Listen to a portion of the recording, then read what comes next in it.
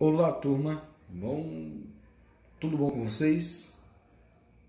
Prontos para mais uma aula de história?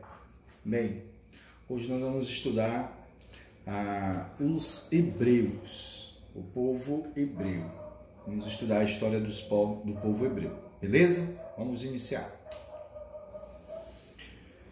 Primeira coisa que vocês devem lembrar é que a origem do povo hebreu é mesopotâmica. Um homem chamado Abraão, juntamente com a sua família, deixam Harã, na região da Mesopotâmia. E Abraão deixa a sua casa baseado numa ordem divina, numa promessa de Deus, que a ele seria dado uma terra prometida, chamada de Canaã. E essa terra manaria leite e mel, ou seja, daria, tá? A ideia de prosperidade, de grandeza, de abundância, É um termo muito usado, que mana leite e mel. Essa região ali fica na região da Palestina, no Rio Jordão.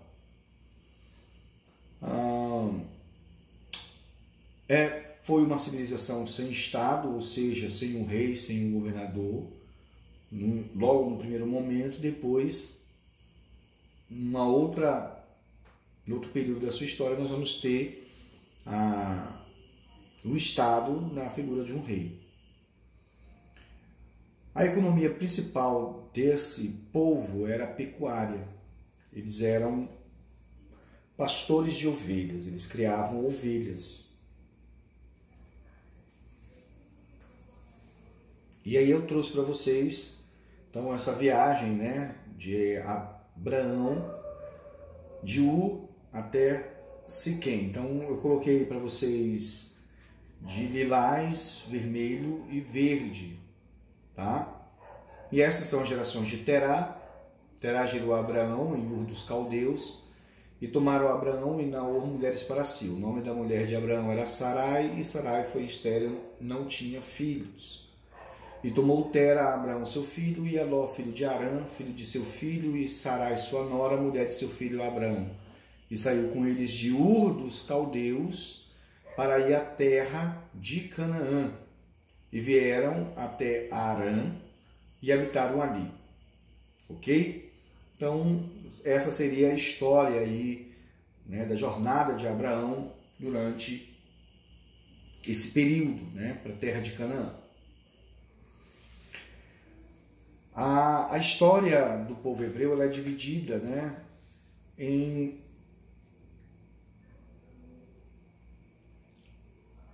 algumas fases. A primeira fase seria a fase do patriarcado, da palavra patriarca, pai. Um período mais ou menos de 2000 a 1200 anos antes de Cristo. Os patriarcas, vale ressaltar, eles tinham poder político, religioso, jurídico e militar. Então, os patriarcas representavam a autoridade máxima. Abraão é o primeiro patriarca. Então, nós vamos ter aí a produção de gêneros alimentícios e a história de Isaac e Ismael, que eram os irmãos, que vão ser o Isaac, o filho da promessa, e Ismael, o filho da escrava. Nós vamos ver também nesse período do patriarcado a seca e fome em Canaã. E aí nós temos a história de Jacó e de seu filho José e a migração para a terra do Egito.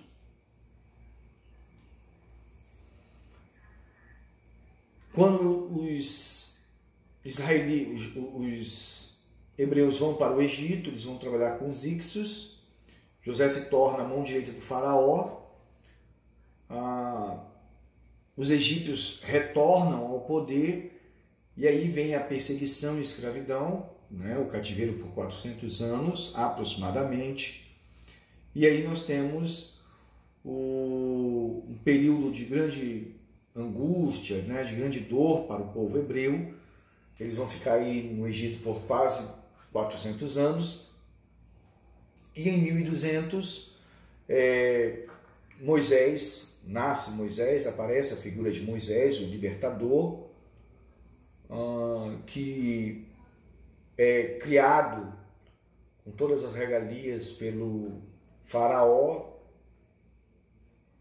mas renega a sua, e vocês devem conhecer a história, né, de Moisés, renega toda a sua história, toda a sua trajetória no Egito, vai para o deserto, fica durante 40 anos no deserto, se casa ali e depois retorna ao Egito com a missão, né? Encontra Deus no meio de uma sarça ardente, e aí Deus dá um recado para ele, que ele seria o libertador, ele seria o grande líder desse povo que sairia do Egito, né? Deus teria então escutado o clamor do seu povo e aí libertaria o povo hebreu. Vale lembrar que o faraó, né, tem toda a história do faraó, o faraó não vai aceitar, Deus manda 10 pragas, né, praga do gafanhoto, praga do rio Nilo vira de sangue, a escuridão, úlceras e a morte, a última é a morte dos primogênitos. E aí nós temos o chamado Êxodo, que é a saída do povo hebreu, né? Mais de 2 milhões de pessoas saem do Egito, levando toda a riqueza e conseguem sair do Egito. E não é um período que nós vamos ver também a travessia do Mar Vermelho, a morte do exército de Faraó. E durante um certo período, eles do Egito até a terra de Canaã seriam mais ou menos 11 dias de jornada, né, pelo deserto. Mas, e aí como tem toda uma discussão, tem todo um contexto, né, pela desobediência, murmuração do povo, eles acabam sendo castigados pelo Deus que falou com Moisés a permanecerem no deserto e ficam ali peregrinando no deserto durante 40 anos. Então, uma jornada de 11 dias foram transformados em 40 anos, né? Isso é bem interessante dentro desse período do patriarcado. Depois do patriarcado, nós vamos ter o período chamado juizado ou regencial, que vai de 1200 a 1000 anos antes de Cristo. Nesse momento, nós vamos ter a figura das 12 tribos de Israel, né? Isacar, Zebulon, Gade, Naftali, Benjamim, Judá, Levi, né? E etc. E dentro dessas tribos havia um juiz. Então, cada tribo tinha um príncipe, cada tribo tinha um juiz que seria o responsável.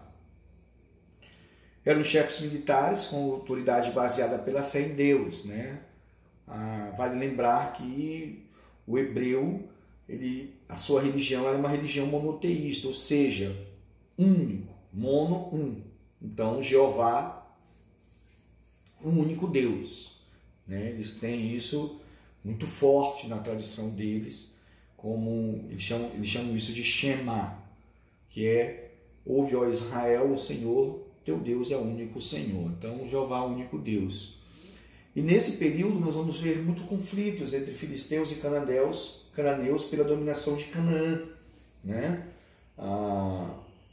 Moisés está ali guiando esse povo, eles vão expulsando, vão conquistando, e finalmente vai chegar o momento onde Moisés vai morrer, e aí ele passa o bastão, passa o cajado, passa a liderança para Josué, que é o seu sucessor, né? Josué é o grande responsável por fazer com que todo aquele povo entrasse na terra prometida, nessa terra de Canaã. E aí eu trouxe para vocês a representação das 12 tribos. Nós temos ali a primeira, Aser, a segunda, Benjamim, a outra, Dan, Gade, Isacar, José, Judá, Levi, Naftali, Ruben, Simeão e Zebulon. E cada tribo dessa tinha uma figura, um símbolo, tá? Benjamim era o lobo, Isacar era o jumento, Judá era o leão, o Levi ficaram responsáveis pelo tabernáculo, pela parte religiosa, Naftali era um cervo, Dan era uma serpente, Gade era uma fortaleza, como Simeão é a fortaleza, Gade era como se fossem guerreiros, Zebulon ali representando a questão da negociação, Ruben o mar e Aser uma palmeira, ok? Então aí eu trouxe também para vocês a divisão das terras, né? Após esse êxodo, após esses 40 anos, e eles lutando ali, eles acabam se estabelecendo e cada uma dessas tribos ficando com a sua possessão. Então cada uma daquelas, cada um desses vai ter a sua possessão. Então olha, Naftali, Aser, Manassés, Efraim, Gade, Ruben, Judá e Simeão. Ok?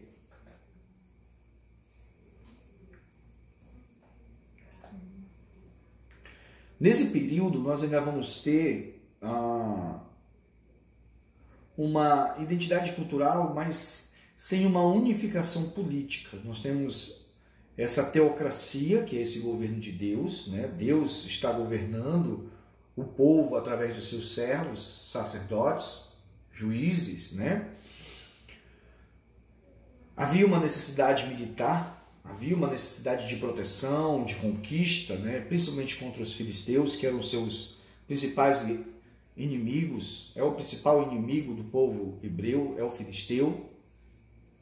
E nós temos a figura de Samuel como o último juiz, né? Nós temos Débora, nós temos uma mulher juíza na época, como na história de Israel. Nós temos Sansão, um juiz, e tantos outros. E Samuel sendo o último juiz, né? E aqui nesse momento nós temos o fim desse período regencial, o período do juizado, né? Dos juízes. É quando o povo começa a olhar para os seus redores, começa a olhar para as outras nações, e as outras nações elas têm essa identidade cultural, mas a ideia de unidade política na figura de uma pessoa, de um governador, né? Não tem essa ideia da teocracia, de alguém sendo um representante de Deus, nessa ideia, tá? Então, eles vão pedir um rei, como as outras nações.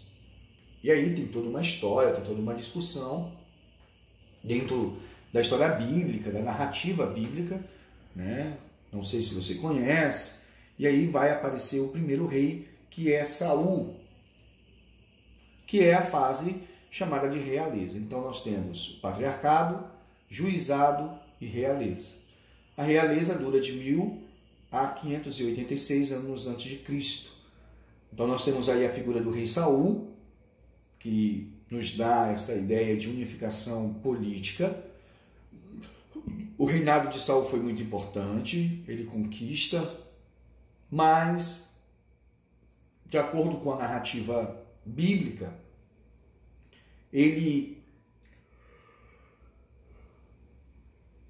acaba desobedecendo Deus, Jeová, e Jeová então escolhe outro rei para si, uma outra pessoa. E ele escolhe então Davi. Davi era um pastorzinho de ovelha, morava com o papai, né, na cidade de Belém. E aí Samuel, mesmo não sendo mais o juiz, né, tendo aquela ideia da teocracia, mas o profeta Samuel ele está nesse período, ele é contemporâneo tanto do rei Saul quanto do rei Davi, e é ele que vai ser o grande responsável pelo estabelecimento, né? Pela unção, pela colocação, por imputar essa autoridade de Deus nesses homens.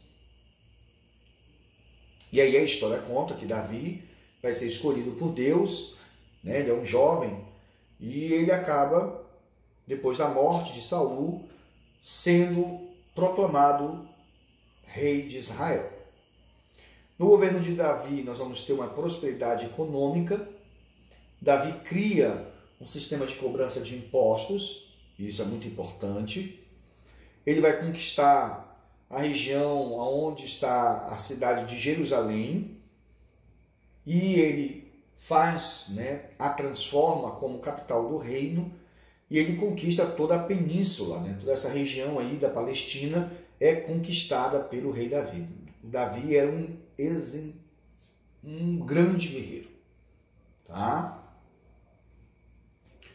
Após a morte de Davi, sobe ao poder o seu filho Salomão. Salomão é muito conhecido por dois livros na Bíblia, que é o Provérbios e Cantares. Conta a história que ele pede para Deus sabedoria. E aí ele se torna um homem mais sábio, né, da época, visitado por reis e rainhas, para conhecer toda a sua sabedoria, todo o seu entendimento e conhecimento do mundo, né? Salomão, ele vai expandir as atividades comerciais. Ele, para consolidar o poder, ele vai fazer algo bem diferente do que o pai fez. Ele vai casar com várias princesas de vários reinos. Só que esses casamentos vão trazer problemas para Salomão. Lembrem-se, a religião hebraica é uma religião monoteísta, só tem um único Deus. E no momento que o rei Salomão casa com várias princesas, essas princesas vão trazer para dentro do reino a sua cultura, a sua religião. E isso vai causar um problema religioso, né? Que aí vai dar a ideia de paganismo, né? Religiões que não são a religião que, até então, nesse momento, era a religião correta. É no governo dele, né? Para vocês terem uma ideia, Salomão chega a ter quase 1000 mulheres, né? Ele tem centenas de mulheres, e ele constrói várias obras grandiosas, e a principal é o Templo de Jerusalém. O Templo de Jerusalém foi pensado por Davi, o pai de Salomão, só que conta a história, por ter sido um guerreiro, ter derramado muito sangue, então Deus teria proibido Davi de construir o templo para ele. Então, Salomão foi o grande responsável, recebeu essa missão de construir o templo de Jerusalém. Ele aumenta os impostos, o que vai gerar uma satisfação enorme no seu reino. E aí, após a morte de Salomão, o reino de Israel é dividido, há um cisma, né? Jeroboão, e de um lado nós vamos ter Jeroboão, que não era filho de Salomão, era filho de Nebate, servo de Salomão, vai ficar com as 10 tribos do norte: Ruben, Simeão, Zebulon, Isacar, Dan, Gade, Azer, Naftali, Manassés e Efraim. E o reino de Israel se transforma a capital Samaria. Vai ser desenvolvido o comércio e a vida urbana. E nós temos o filho de Salomão, legítimo, Roboão, que vai ser o rei apenas de duas tribos, Judá e Benjamim. Então, Judá e Benjamim ficam apoiam, né, Roboão, filho de Salomão, e as outras 10 tribos seguem Jeroboão. Continua Jerusalém como capital, e aí o reino de Judá. Nós temos o desenvolvimento da agropecuária, uma vida rural, ruptura da unidade política, social e econômica e o enfraquecimento do Estado hebreu. Então, essa ruptura, esse cisma, essa quebra do reino de Israel, né, vai ser muito desastroso para a história do povo hebreu. Nós vamos ter, a partir desse momento, várias invasões, primeiro os assírios, depois os neobabilônicos, que vão levar, né, Judá a cativeiro à Babilônia, depois são libertados pelo rei persa, Ciro, retornam, né, para a Palestina, que já é uma província persa, e aí eles vão reerguer o templo de Jerusalém, vão ser dominados pelos gregos e depois pelos romanos, né? Tanto que no tempo de Jesus, a região os israelitas estavam debaixo do jugo, né, da dominação dos romanos. E nós temos a chamada diáspora. A diáspora, ela é ali está AC, mas é DC, galera. São as revoltas que vão ocorrer contra o domínio romano, e aí nós vamos ter o massacre da população hebraica, o templo de Jerusalém vai ser destruído, e aí nós vamos ver uma dispersão dos hebreus pelo mundo. Diáspora é dispersão, é sair, né? É uma retirada, isso que é a diáspora. 1839 a 1945, nós vamos ver os judeus retornando para a Palestina.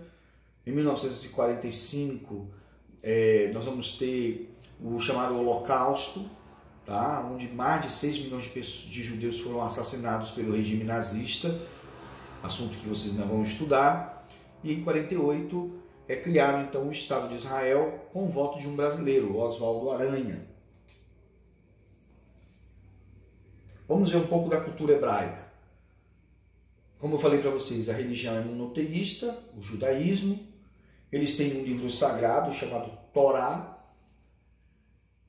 É muito parecido com a Bíblia, a nossa Bíblia, né? A única diferença é que eles não têm o Novo Testamento, tá? Eles só têm o Velho Testamento. Então, o Pentateuco, que são os 5 primeiros livros, Gênesis, Êxodo, Levítico, Deuteronômio, né? E Números. Eles têm os livros históricos, como nós temos, né? 1 Samuel, 2 Samuel, Esther, Ruth, Salmos e Profetas, Ezequiel, Jeremias, Malaquias, Sofonias, Ageu, tá bom? Eles acreditam na ideia do salvacionismo, que é o Messias, a ideia de salvação e de ressurreição. Os judeus acreditam nisso, né? Até hoje eles não acreditam que Jesus é o Messias, eles estão esperando esse Salvador. Nós temos essa ideia do caráter ético e moral, os 10 mandamentos, o decálogo. Exclusivismo, né? Uma organização social muito exclusivista. E nós temos o judaísmo como base do cristianismo e islamismo. Claro, Jesus, né? Jesus aí com cristianismo e islamismo, Maomé. Maomé pegando aí grande parte dos ensinamentos judaicos para criar o islamismo. A cultura hebraica, a gente pode atribuir que ela serviu como base para a construção do mundo ocidental. Os judeus esperam, né, esse Messias, que diferentemente nós cristãos já temos o Messias, aceitamos Jesus como nosso Messias. Gente, muito obrigado, até a próxima.